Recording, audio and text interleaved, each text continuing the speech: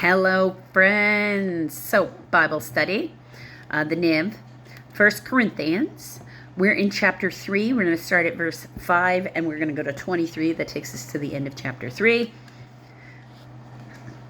Paul is challenging us because the people around him, where it's a mixing pot, a melting pot, like I said, Corinth is the fourth biggest Roman city in the Roman Empire about this time, so 50 AD. So it's a melting pot of ideas just like we have in cities all around us still today. Because cities tend, because they are usually more economically progressive, tend to draw larger crowds. Because, people might not have any way to make money where they were in their rural part. Small town's not for everybody, right? Verse 5. What, after all, is Apollos? Because there's a division happening in the church at this time. And what is Paul? Only servants, through him you came to believe, as the Lord has assigned each his task. I planted the seed, Apollos watered it, but God made it grow. So neither he who plants nor he who waters is anything, but only God who makes things grow. The man who plants and the man who waters have one purpose, and each will be rewarded according to his own labor. For we are God's fellow workers, and you are God's field, God's building. So, he's pretty specific, Paul, in his opinion, and you see it back in Acts and through the letter, in the Romans, the letter to the Romans. Well, it's not really to the Romans, while he's on his way to Rome.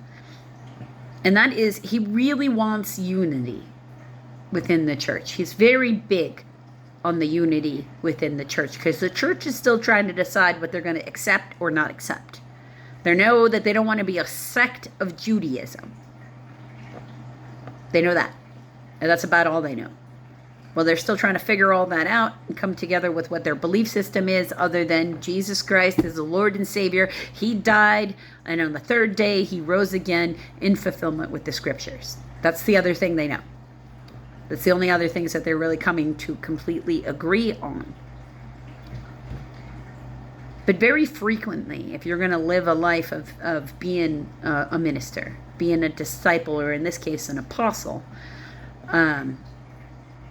you don't stay in people's lives for very long. It's usually quite remarkable if you know them for, stretches of 5 years or longer or something, where you're actively every day in their life. It's not usually the way that path goes. They come and they go. They pop back in when there is some more guidance they require, and then they go. You can end up with a community, and you should build a community of people around you that you can converse with, who are going to be there every day, so that you, as a person of faith, have other people of faith to help you when you need that sheltering in the storm, when your faith needs renewal and blessing. So, like attracts like. But you're also a helper. So you're going to encounter the people you have to help. When you're really in that alignment, you want that person to get the help they need. If it doesn't come from you, that's okay. It doesn't matter. What matters is they got the help that they needed. Because otherwise it's about your ego, and it's not about the person in front of you that you're helping. So you're not helping for the right reasons. You're helping for self-gratification, because helping can feel good, but not as long as you felt like you helped. It doesn't matter if this person gets their answer or what they need. Okay, so then you're helping for yourself and not for them. Right? Now you've just turned what should be good into something that's actually a sin, because you're not doing it for the right reasons and from the immaculate heart. So people of faith, they don't really particularly get, no, you can't like that religious officiant over me. If they're in that place, they're in their place of ego, and they need to go heal. Everybody needs to go heal. It's like a continual journey. We're never really finished healing. There's always more to learn. When we're done, he takes us. Verse 10, by the grace God has given me, I laid a foundation as an expert builder, and someone else is building on it. But each one should be careful how he builds. For no one can lay any foundation other than the one already laid, which is Jesus Christ. So people who are in faith, who are trying to encourage faith, are not supposed to be trying to get people to bend the knee to them. They're supposed to be trying to get people to bend the knee next to them, to Christ. They're not supposed to be trying to look for, like they're the answer for all things. That's not really the right thing. They can be a connector of people, because, I mean, how would you bring anybody to faith if you don't have the ability to build rapport?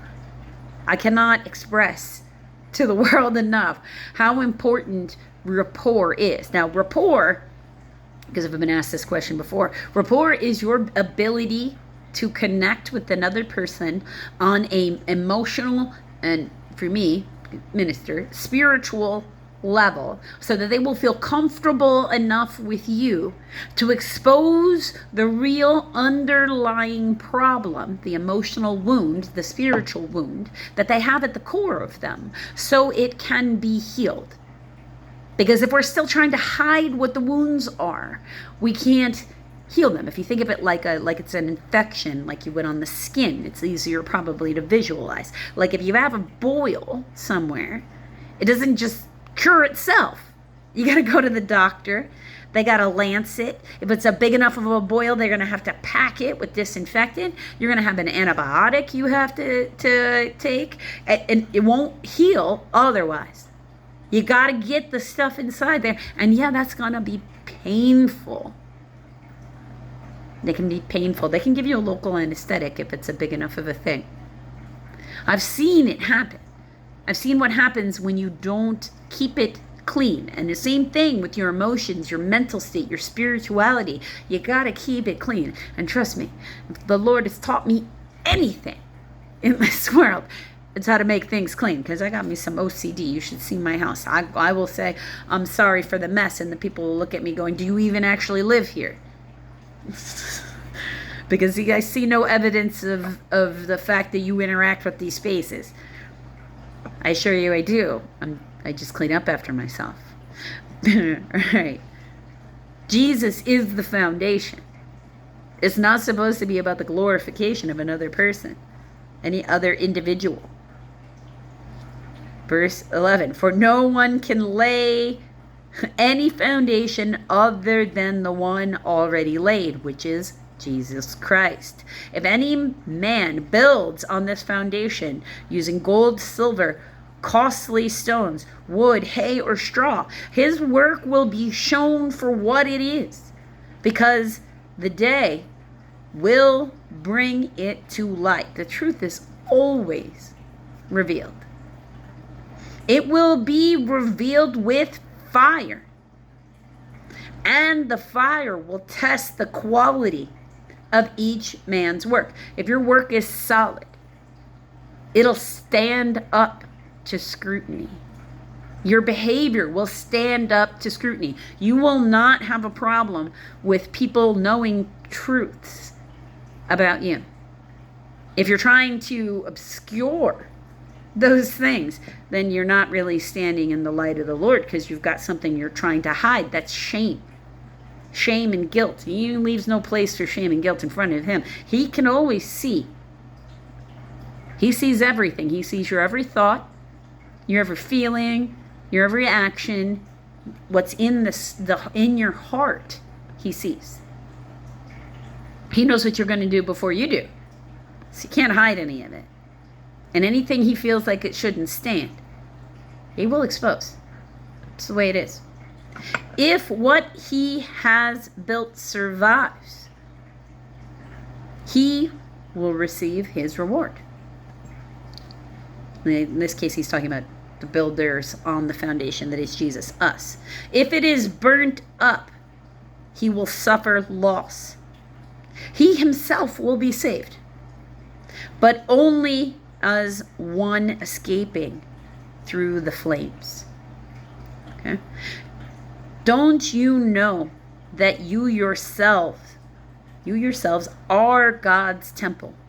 You are your own, this vessel that you're in is your home. And that God's Spirit lives in you. It's your soul. Your soul is an expression of God. You are a divine instrument because your soul belongs to God. Of course, God is energy. And energy is electrons, and electrons are in all matter, in the known and unknown universe. That's how he's in everything. If anyone destroys God's temple, God will destroy him. For God's temple is sacred, and you are that temple. Do not deceive yourselves. If anyone of you thinks he is wise by the standards of this age, he should become a fool so that he may become wise. For the wisdom of this world is foolishness in God's sight. It's so small-minded and short-sighted, this world.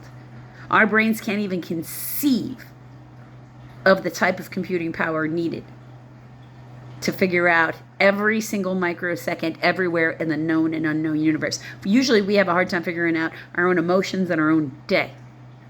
Okay? Let alone what everybody else should be doing. As it is written, he catches the wise in their craftiness. And again, the Lord knows that the thoughts of the wise are futile. All things are yours. Talking to him. Whether Paul or Apollos or Caiaphas or the world or life or death or the present or the future, all are yours. And you are of Christ, and Christ is of God. It's an illusion to think we're in charge of anything or really anyone. Because even if you find yourself in this worldly plane, in this structure that maybe you've established, maybe you've inherited, doesn't matter. This structure you find yourself in where you have authority. Your authority is only as good as the people around you are willing to listen. Because if they've decided that you're not wise, they're just not going to listen. Because you can't have influence over people who have just decided that you don't have anything worth hearing. Because we're not actually in control. He's in control. Every moment, every microsecond, every molecule of everything. He always gets his way. And the whole test is really my will to thy will. Yes, heaven. No, hell.